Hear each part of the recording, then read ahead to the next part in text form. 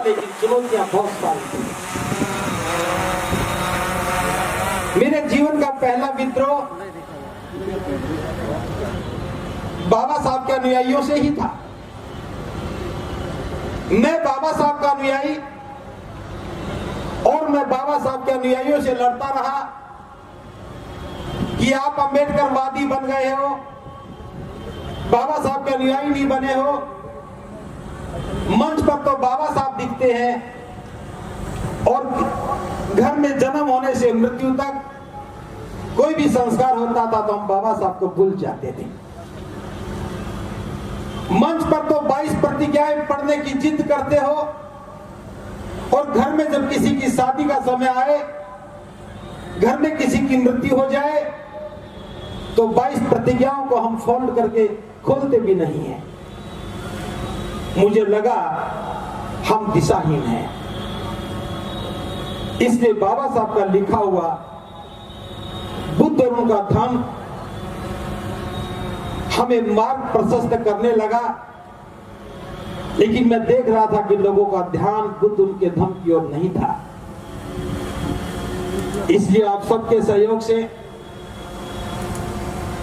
दुनिया का सबसे भारी धातु पर बनने वाला सबसे बड़ा धम्म ग्रंथ, जिसकी ऊंचाई 9.25 फीट थी और खोलने के बाद वो 11 फीट हो जाता था, लगभग 2 टन उसमें वजन था। स्टेनलेस स्टील की प्लेट पर उसे केमिकल इचिंग प्रोसेस से लिखा गया और वो जगह भी ये जीआईसी ग्राउंड था।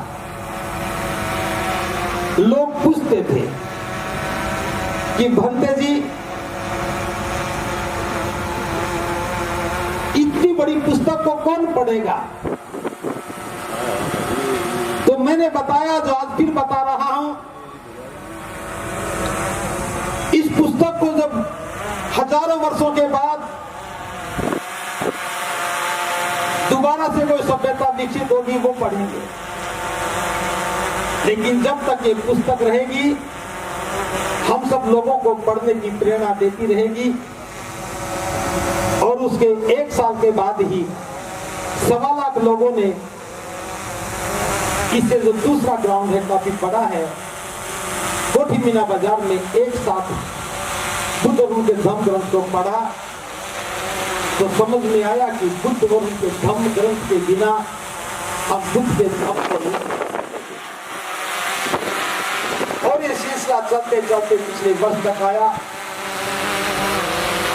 तो एक बात जो दिमाग में थी,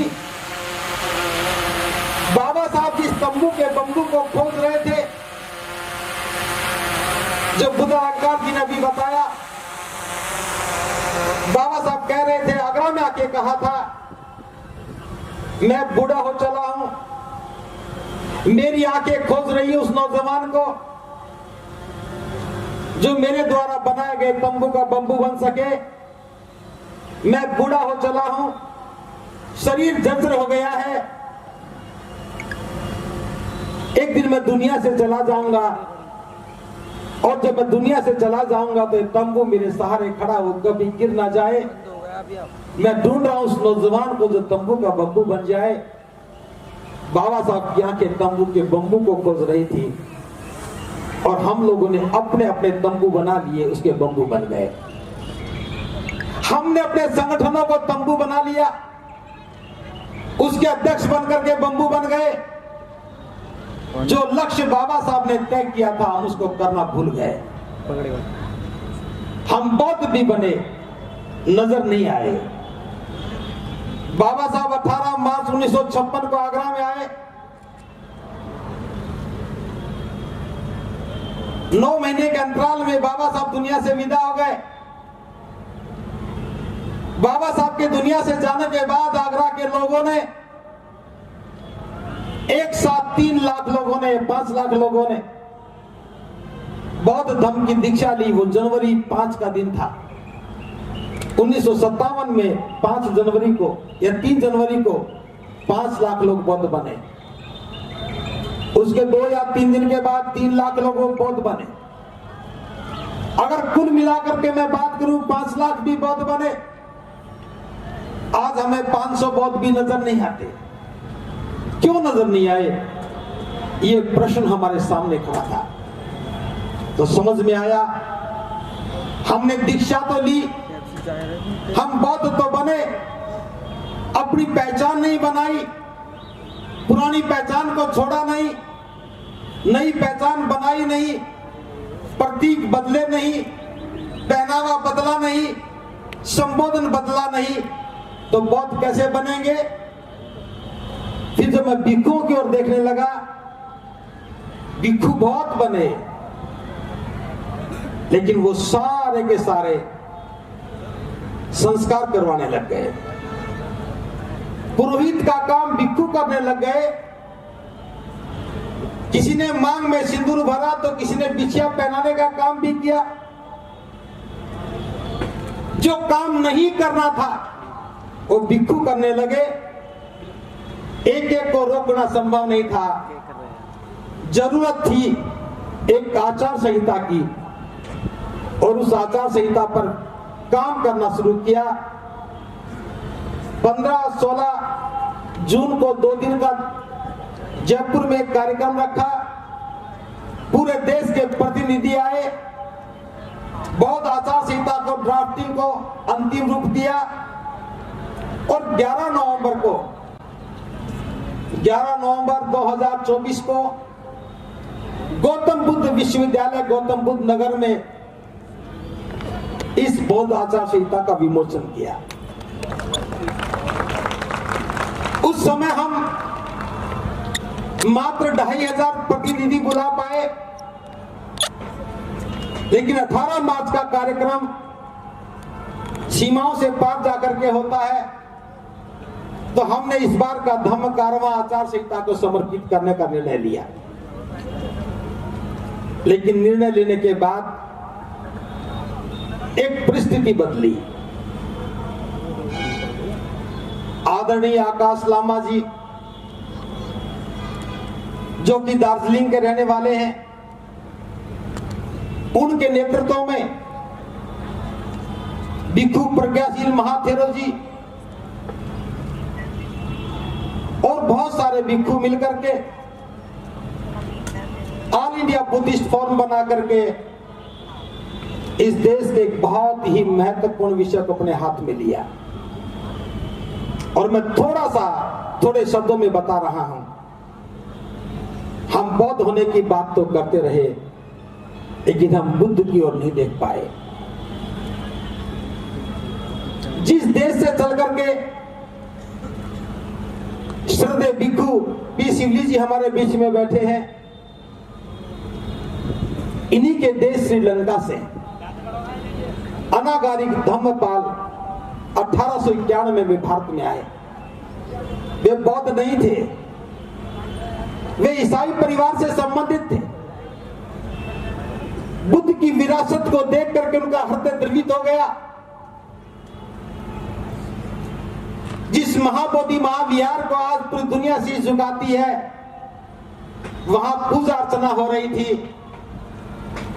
बुद्ध को कुछ और बता करके पूजा जा रहा था।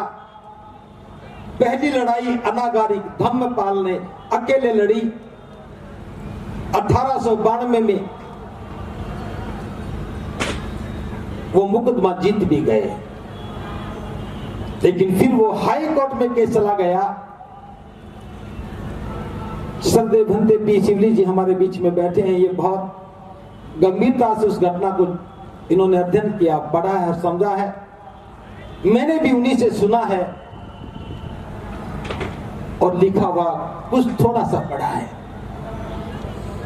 हाई कोर्ट में हमारी पैरवी मजबूत नहीं थी। भारत का कोई बौद्ध उनके साथ नहीं खड़ा था और हम हार गए। 1892 में हम हारे और आज 132 वर्ष हो गए, आज भी हम हारे हुए हैं।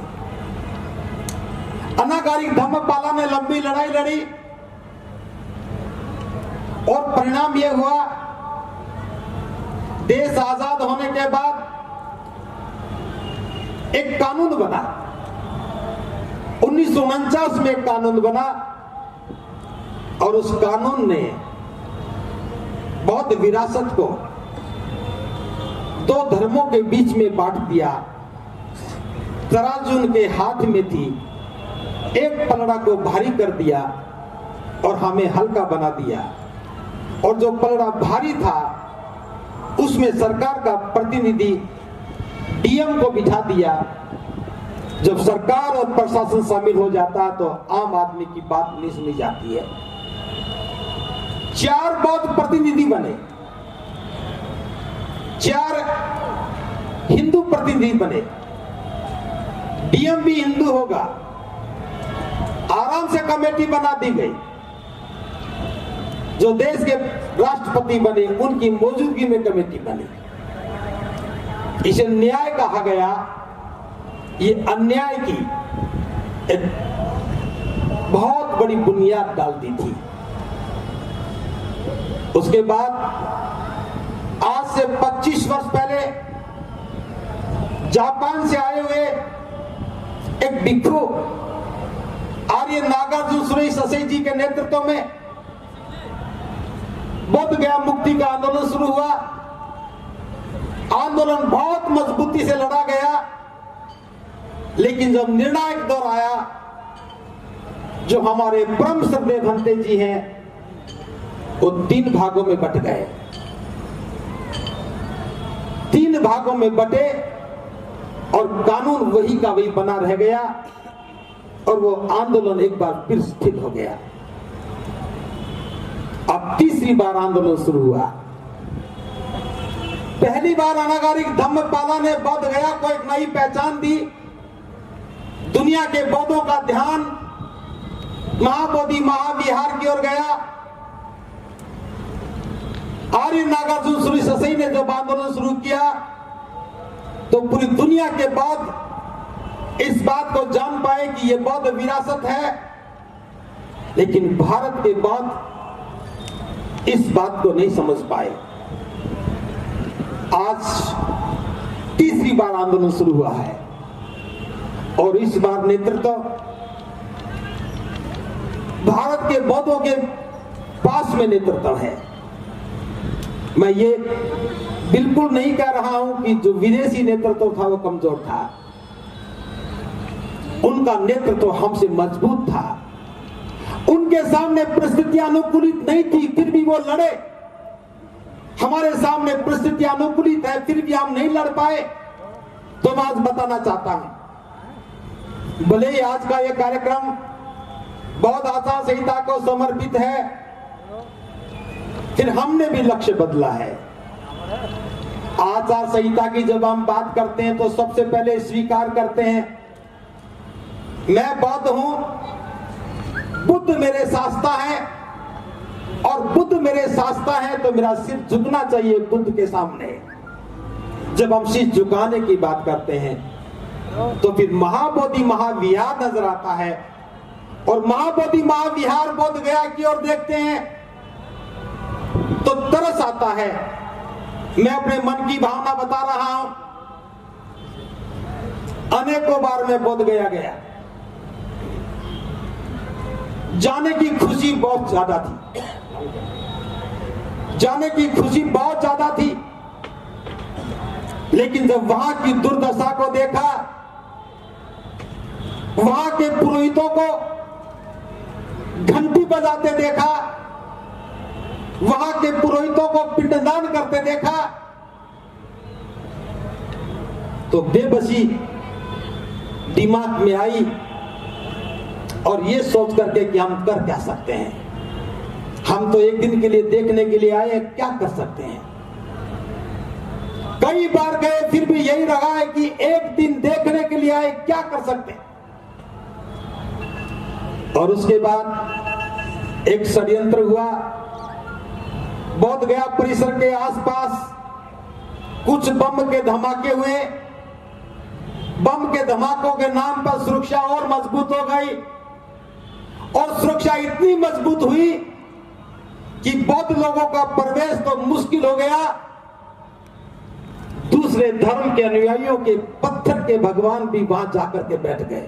कोई मेटल डिटेक्टर काम नहीं कर सका। दीवारों पर बुद्ध की प्रतिमाओं को दूसरे धर्म के पात्र का नाम लेकर के पढ़ाना शुरू कर दिया। सारी दुनिया जानती कि बौद्ध पूजा नहीं करते, बुद्ध के सामने घंटी बजा बजा करके कुछ और ही नाम दिया जाने लगा। झूठ बोलने वालों ने महारत हासिल कर ली, लेकिन यह बर्दाश्त नहीं किया जा सकता था। जब मैं बौद्ध आचार संहिता की बात करता हूं तो बुद्ध मेरे शास्त्र है, और बुद्ध मेरे शास्त्र है, तो जिस जमी से सिद्धार्थ बुद्ध बन के निकले, सिद्धार्थ गौतम बुद्ध संबोधि को प्राप्त हुए, पूरी दुनिया में अज्ञानता का अंधकार खत्म हुआ, पूरी दुनिया के दुखों को दूर करने का एक मार्ग प्रशस्त हुआ। जो लोग कभी जीवन में सुख की कल्पना नहीं करते थे, उनके लिए निब्बान का द्वार भी खुल गया। समता, मैत्री, करुणा, बंधुता, न्याय और स्वतंत्रता का सिद्धांत वहां से प्रतिपादित हुआ। लेकिन जब हम बात बौद्ध गया की करते हैं तो कैसे सिर झुकाएं? वहां तो दूसरे धर्म के लोग अपनी जागीर बना करके उसे पेश कर रहे हैं। आज मैं आपसे सिर्फ इतना कहना चाहता हूं, हम क्या पहने, क्या खाएं, शादी कैसे करें, मरने के बाद क्या करें, ये सारी बातें तो हमें करनी है। लेकिन बोध गया को आजाद किए बिना किसी प्रकार की भी आचार संहिता का अस्तित्व तो कैसे स्थापित होगा? तो आज मैं बता देना चाहता हूं, बाबा साहब ने हमें बहुत मार्ग दिए। 18 मार्च का दिन हमें बता रहा है, अब हमारे संघर्ष की दिशा भी तय होनी चाहिए। और मैं तो सभी भिक्षुओं से आह्वान कर रहा हूं, भले यहां पर 250-300 भिक्षु बैठे हैं, पूरे देश में बैठे हुए भिक्षुओं से मैं कहना चाहता हूं, आप लोगों ने त्याग किया है, परिवार का त्याग किया है, संपत्ति का त्याग किया है, सुख का त्याग किया है। बस एक त्याग और कर दो, जिन बुद्ध विहारों में रहते हैं उन बुद्ध विहारों को छोड़ दो। जब तक बोध गया मुक्त ना हो जाए, अपने बुद्ध विहारों पर आना बंद कर दो। उपासकों की तालियों की गड़गड़ाहट बता रही है कि हमें शहादत के लिए तैयार होना चाहिए।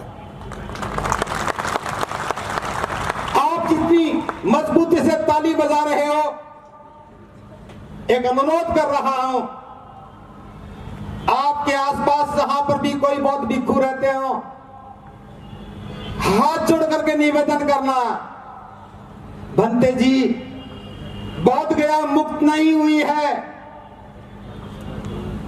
वो जमीन जहां से सिद्धार्थ बुद्ध बन के निकले, आज अपनी बेबसी पर तरस खा रही है। बौद्धों की महान विरासत को धूमिल किया जा रहा है। बुद्ध की प्रतिमाओं के आकार प्रकार बदले जा रहे हैं। बहुत बड़ी सुरक्षा के अंदर एक छोटे से चाकू से पत्थर को काट करके नई आकृतियां बनाई जा रही हैं। महाकारुणिक बुद्ध ने कर्मकांड का विरोध किया और उसी प्रांगण में आज पिंडदान हो रहा है। क्या बौद्ध भिक्षुओं को नींद आनी चाहिए? इसलिए मैं तो कह रहा हूं, जब तक बौद्ध गया मुक्त नहीं होगा, हमारा आंदोलन नहीं रुकेगा। भले ही पहला आंदोलन एक बार रुक गया था, भले ही दूसरा आंदोलन भी रुका, लेकिन ये तीसरा और अंतिम आंदोलन होगा। ये तीसरा और अंतिम आंदोलन होगा। भिक्षुओं के साथ साथ आपकी भी भूमिका चाहिए। जब तक आपकी भूमिका नहीं होगी, यह आंदोलन कभी आगे नहीं बढ़ेगा। इसलिए मैं 2-3 बात कह रहा हूं। कई दिन से सोच रहा था, बोल नहीं पा रहा था, आज आपके सामने बोल रहा हूं। वो कर क्या रहे हैं इसको समझना है। पहली बात तो यह कि बोध गया मुक्ति का आंदोलन किसी धर्म के विरुद्ध नहीं है। बोध गया मुक्ति का आंदोलन किसी जाति के विरुद्ध नहीं है। बीटी एक्ट 1949 का सहारा लेकर के दूसरे धर्म के जो 5 लोग वहां बैठे हैं, ना तो हमें ये एक्ट मंजूर है और ना वो 5 लोग मंजूर हैं। मैं इस बार इस पिछले 32 दिनों में मैं 2 बार वहां गया। एक बार 5 दिन रुका हूं, एक बार 6 दिन, और मैं एक बार भी बोध गया को देखने के लिए नहीं गया, महाबोधि विहार को देखने नहीं गया। कई बार मन में सोचा कि मैं जाऊं, देख करके आऊं, लेकिन मेरे कदम नहीं उठे कि हमारी विरासत पर ताले लगे हों, विधर्मियों के कब्जे हो गए हों, कर्मकांड का बोलबाला हो गया हो, मूर्तियों के नाम बदले जा रहे हों। दर्शन करके भी क्या कर लूंगा। इसलिए मैं इस बार दर्शन करके नहीं आया, लेकिन आपको कह रहा हूं, आप लोग दर्शन करने नहीं गए इसलिए कब्जा हो गया। साल में एक बार जाओ, अपनी विरासत को देख करके आओ। जिस विरासत के वारिस नहीं होते वहां खरपतवार पैदा हो जाती है, और लंबे समय तक विरासत को संभाला ना जाए तो उसी खरपतवार में झाड़ियां पैदा हो जाती हैं, और उन झाड़ियों में सांप और बिच्छू पलने लग जाते हैं, और समय और ज्यादा लंबा हो जाए तो दूसरों के कब्जे हो जाते हैं। हमारे साथ यही हुआ। पहले खरपतवार उगी, फिर झाड़ियां बड़ी हुई, फिर सांप और बिच्छू पले, और आज किसी और के कब्जे हो गए। आप यहां जयंतियां मनाते रहे और बोध गया से लोगों के सामने गलत संदेश जाता रहा। तो मैं एक आह्वान कर रहा हूं, 14 अप्रैल आने वाली है। सभी लोग बाबा साहब की जयंती मनाते हैं। मैं पूरे देश के बौद्ध अनुयायियों और तमाम बाबा साहब के अनुयायियों से अनुरोध कर रहा हूं, इस बार की 14 अप्रैल महाबोधि महाविहार की मुक्ति को समर्पित होनी चाहिए। आपके द्वारा निकाली जाने वाली झांकी में बौद्ध विहार की, महाबोधि महाविहार की झांकी होनी चाहिए, और उस पर लिखा होना चाहिए, बौद्धों की विरासत के वारिस तो बौद्ध हैं, बीटी एक्ट खत्म करो और इसके वारिसों को इनका हक सौंपो। ये हमारा प्रतीक चिन्ह होना चाहिए। और मैं दूसरी बात आपसे कह रहा हूं, इस बार की बुद्ध पूर्णिमा अपने क्षेत्र में मत मनाना, अपने नगर में मत मनाना, अपने बिहार में मत मनाना। सारे देश के बाद सभी बाबा साहब के अनुयायी हाथ में पंचशील का ध्वज लेकर के इस बोध गया महाबोधि महाविहार का प्रतीक चिन्ह लेकर के बोध गया में जाकर के बाबा बुद्ध पूर्णिमा उत्सव मनाएंगे। सारे देश के बौद्धों को बुद्ध पूर्णिमा वही मनानी है। ये ताकत का और संख्या का विषय नहीं है। जैसे मैं वहां गया तो मैं संकल्पित हो गया, आकाश लामा जी गए तो वो संकल्पित हो गए, भिक्खु प्रज्ञाशील महाथेरो जी गए तो वो संकल्पित हो गए,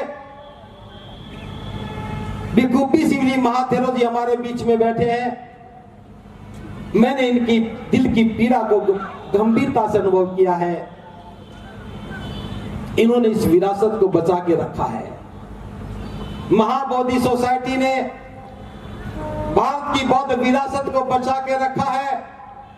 और मैं आज इस मंच के माध्यम से बता रहा हूं, बहुत दिनों से मैं सोच रहा था कि हमें भी किसी का सानिध्य मिलना चाहिए। और आज परम श्रद्धेय भिक्षु पी शिवली महाथेरो जी का सानिध्य हमें मिला, हमारी ताकत और बढ़ गई। जब सिर पर कोई और बैठा होता है तो फिर संघर्षों के चुनौतियों के सामने जाने से कोई भय नहीं लगता है। तो मैं तो सिर्फ इतना बताना चाहता हूं, अगली लड़ाई का रुख क्या होना चाहिए? बुद्ध की दीवार पर बनी हुई मूर्तियों को वो नया नाम दे रहे हैं, मैं नाम नहीं बता रहा। हमारे मन में झूठी कहानियां बता रहे हैं, मैं कहानी नहीं सुना रहा हूं। हमारे मन में झूठी श्रद्धा पैदा कर रहे हैं, दिल में झूठी श्रद्धा पैदा कर रहे हैं। हमें भी 3 काम करने हैं। पहली बात, अपने मन से मस्तिष्क में जो अज्ञानता अंधविश्वास भरा पड़ा है, कर्मकांड भरे पड़े, उसको बाहर निकालो। अपने मन को साफ करो। बौद्धों के मन में कोई डर नहीं होता, विद्या नहीं होती, कर्मकांड नहीं होता। अपने दिल को साफ करो। किसी भी प्रकार के कर्मकांड के प्रति कोई विश्वास नहीं होना चाहिए। और तीसरी बात, अपने घर की दीवारों को साफ करो। वो अगर हमारे बुद्ध विहार की दीवारों को खंडित कर रहे हैं, हम अपने घर की दीवारों को साफ करना शुरू कर दें। अभी तक तो हम एक नारा लगा रहे थे, मैं बौद्ध हूं, जाति से मुक्त हूं, बेड़ियां नहीं टूटेंगी। इसलिए हमें अपने घर की दीवारों को साफ करना है। उस दीवार पर बस एक ही प्रतिमा हो, वो बुद्ध की हो, दूसरी अगर साथ में हो तो बाबा साहब की हो। और मन में सिर्फ एक ही विश्वास हो, महाकारुणिक बुद्ध मेरे शास्ता हैं। अगर दूसरा भी कोई विश्वास हो तो बाबा साहब ने मुझे बुद्ध के का मार्ग पर दिखाया है, बस वो विश्वास हो। और तीसरी बात, हमारा श्रद्धा से कहीं सर झुके तो वो बुद्ध हो, और दूसरे कोई हो तो बाबा साहब हो। इन 3 बातों को अगर हम ध्यान रख लें, ये लड़ाई मजबूत हो जाएगी। मैं बहुत ज्यादा बात आज नहीं करूंगा, क्योंकि हमारे बीच में हमारे मुख्य अतिथि जी हैं, उनका मार्गदर्शन हमारे लिए बहुत महत्वपूर्ण होता है। बस मैं इतना कह रहा हूं, आपके घर में जब खाना बने तो इतना ध्यान रखना चाहिए कि बोध गया में भी कुछ लोग बैठे हैं इस आंदोलन को लड़ने के लिए, थोड़ा सा खाना उनके लिए भी होना चाहिए। जब आपको कमाई करें, घर के खर्च के लिए पैसा खर्च करें, तो आपके मन में भाव आना चाहिए कि बोध गया में जो आंदोलन चल रहा है, the Buddhist form of India के नेतृत्व में जो आंदोलन खड़ा हुआ है, वो धन के अभाव में कभी कमजोर ना हो जाए। इसलिए सीधे के सीधे the Buddhist form of India के खाते में अपना अंशदान भेज दीजिए। अगर नगद देने की बात आए तो वहीं जाकर के दीजिए, ये बहुत जरूरी है। आंदोलन या तो धन के प्रभाव से कमजोर होता है या संख्या के बल से कमजोर होता है, और आज हमारे पास दोनों हैं। धन की कमी नहीं, संख्या की कमी नहीं। और उत्तर भारत में अगर एक कार्यक्रम में इतना बड़ा भिक्षु संघ बैठा है तो मैं फक्र के साथ कह सकता हूं, इस लड़ाई को लड़ने वाले योद्धाओं की भी कमी नहीं। महाकारुणिक बुद्ध ने कहा कि देखो, जब शील को कोई खतरा पैदा हो तो युद्ध करो, शील को खतरा पैदा तो हो ही गया। जब बुद्ध की विचारधारा नहीं बचेगी, बौद्धों की विरासत नहीं बचेगी, तो आपके शील कहां से बच जाएंगे? जब हमारी विरासत पे कर्मकांड होने लगेंगे तो शील कहां बच जाएगी? तो फिर महाकारुणिक बुद्ध की बात दोहरा रहा हूं, शीलों पर खतरा हो जाए तो युद्ध करो, भिक्षुओं युद्ध करो। इसलिए भिक्षुओं को भी अब इस युद्ध में शामिल होना चाहिए। युद्ध का मतलब किसी को मारना पीटना नहीं है। युद्ध का मतलब जो गलत है उसको खत्म करना है और जो सही है उसे हासिल करना है। हम बौद्ध हैं, शांति के साथ, मजबूती के साथ। शांति का अर्थ कमजोरी नहीं होता। हम बौद्ध हैं, मैं पूरे विश्वास के साथ कह रहा हूं, बौद्ध कभी युद्ध लड़ करके कुछ हासिल नहीं करते। हम सत्य के साथ खड़े होते हैं, हम सत्य के लिए लड़ते हैं और सत्य की जीत होती है। सत्य को परेशान तो किया जा सकता, पराजित नहीं किया जा सकता। जब तक हम बौद्ध नहीं थे, हाई कोर्ट में लड़ाई हार गए थे। जब देश में सोशल मीडिया नहीं था, विचार जन जन तक नहीं पहुंचा था, आज हमारे पास सोशल मीडिया भी है, आज हम बौद्ध भी हैं, आज बौद्ध अनुयायी भी हैं, आज भिक्षु भी हैं। इस बार की ये लड़ाई, इस बार का आंदोलन हम जीतेंगे, अवश्य जीतेंगे और जीतेंगे। बुद्ध पूर्णिमा तक हमें चैन से नहीं बैठना है। एक बार फिर कह रहा हूं, अभी से अपनी रेल की टिकटें बुक करवा लो, अभी से बसें बुक कर लो। जो पैदल जाना चाहते हैं वो पंचशील का झंडा लेकर के पैदल चल पड़े, जो मोटरसाइकिल पर जाना चाहते हैं वो पंचशील का झंडा लगाएं और अपनी बाइक लेकर के चल पड़े। जो कार और बस में जाना चाहते हैं कार और बस से जाएं, रेल में जाने वाले रेल से जाएं, हवाई जहाज से जाने वाले हवाई जहाज से जाएं।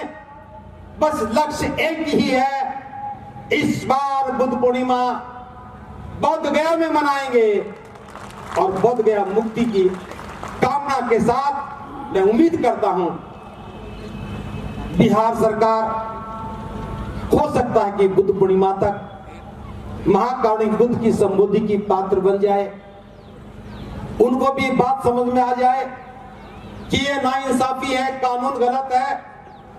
विधानसभा में उस एक्ट को खत्म करने का प्रस्ताव ला करके बौद्धों को विरासत सौंपने का काम करे। अगर ऐसा करती है तो हम उनके नैतिक साहस को साधुवाद देंगे। केंद्र सरकार को भी यह बात समझ में आ जाए तो, क्योंकि सरकार उनकी भी है और देश में तो कई इंजन सरकार को खींचते हैं। कहीं भी किसी को भी बात समझ में आ जाए, बस इस एक्ट को निरस्त करें। महाबोधि टेम्पल एक्ट जो है बीटी 1949 निरस्त होना चाहिए। और मैं कामना करता हूं जब पूरा देश बोध गया की ओर चल पड़ेगा, आप जब तक बुद्ध गया में पहुंचेंगे, मुझे उम्मीद है बोध गया की गुलामी की बेड़ियां टूट जाएंगी और विरासत का वारिस बन करके लौटेंगे। बस एक संकल्प के साथ चलना है। बोध गया जा रहे हैं, वारिस बन करके अपना हक अदा करेंगे। हम बोध गया जाएंगे और वारिस बन करके लौट करके आएंगे। बीच में कोई पड़ाव नहीं है। इन्हीं शब्दों के साथ आपने मेरी बात को बड़े ध्यान से सुना, आपका बहुत बहुत साधुवाद। दो शब्दों में, जिन लोगों ने प्रयास किया इस कारवां को सुंदर बनाने में, आप लोग दूर दूर से आए हैं, बसें लेकर के आए हैं, पैसा खर्च करके आए हैं, आपने धन इकट्ठा किया, इस व्यवस्था के लिए काम किया। और विशेष रूप से मैं आगरा की टीम को साधुवाद ज्ञापित करता हूं। नाम नहीं लूंगा क्योंकि आगरा बहुत बड़ा है। पहली बार मैंने इस बात का एहसास किया है इस बार आगरा की दिशाएं बदल गई हैं। इस बार आगरा की दिशाएं बदल गई हैं।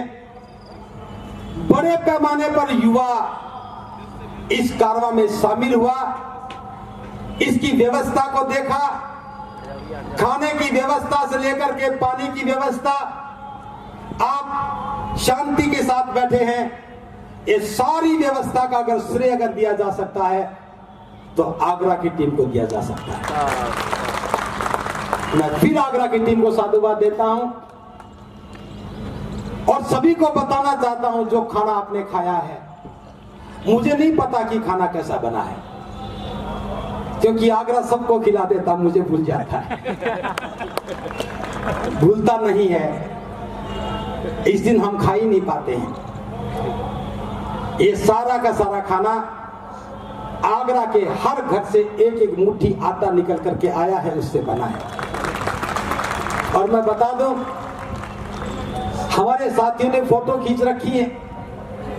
किसी के घर से पॉलीथीन आई, उसमें 2 लाल मिर्चें, उसमें 4 नमक की डलियां, 2 आलू डाल करके दिया। किसी ने 50 ग्राम दाल दी है, तो किसी ने 1 मुट्ठी चावल दिया, तो किसी के घर से 1 कटोरी आटा आया। यहां कितना आटा लगा मुझे नहीं मालूम, लेकिन लगभग 80 से 100 क्विंटल आटा आगरा के लोग घर घर से इकट्ठा करके दे देते हैं।